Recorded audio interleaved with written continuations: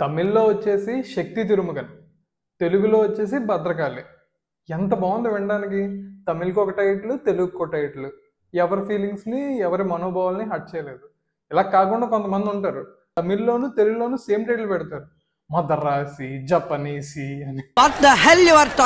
Cinema విషయానికి వస్తే భారతీయుడిని, జెంటిల్మెన్ని, even శివాజీని కూడా ఒక మిక్సీలో వేసి బాగా గ్రైండ్ చేసి బయటికి తీస్తే అది భద్రకాళి. టూ మెనీ ఇష్యూస్ ని ఒకే సినిమాలో డిస్కస్ చేసేయడం ఒక పెద్ద ఇష్యూ అయిపోయింది ఈ సినిమాలో. అండ్ ఏ ఇష్యూని కూడా సరిగ్గా చూపించకపోవడం కూడా ఒక ఇష్యూనే. ఈ సినిమాలో హీరో పేరు వచ్చేసి కిట్టు. అండ్ కిట్టు చేసే పనులన్నీ కూడా శ్రీకృష్ణ పరమాత్ముడు చేసే మాయల్లో ఉంటాయన్నమాట.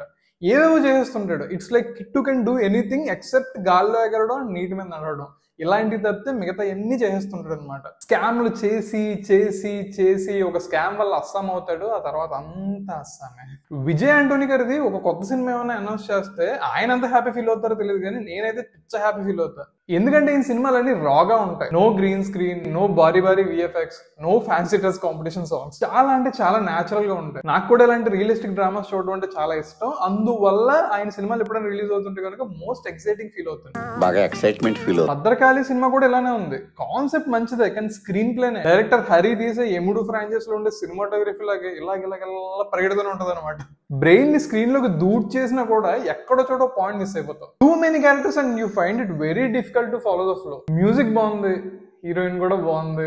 విజయ్ ఆంటోనీ గారితో అయితే యాజ్ యూజువల్ సేమ్ ఎక్స్ప్రెషన్. నాకైతే ఆయన సిగ్గుపడుతున్నా కూడా ఎవరికో స్కెచ్ చేస్తున్నప్పుడు ఇచ్చే ఎక్స్ప్రెషన్ లానే అనిపిస్తుంటది. ఫ్లాష్ బ్యాక్ లో వచ్చి ఆ తాత క్యారెక్టర్ మాత్రం హైలైట్ ఉంటుంది సినిమాలో. వేరే లెవెల్ స్వాగ్ ఆ తాతది సినిమాలో. సినిమా గురించి అయితే దట్స్ ఇట్. ఇంకా థియేటర్స్ లో ఉంది, ఇవాళ కూడా ఉంటది. రేపు ఓజీ సినిమా రిలీజ్ అవుతుంది కనుక మేబీ కొన్ని ఏరియాస్ లో పోవచ్చేమో. బట్ మీరు కూడా నాలాగే రియలిస్టిక్ డ్రామాస్ అంటే ఇష్టపడే వాళ్ళు అయితే నిరభ్యంతరంగా చూసేయచ్చు.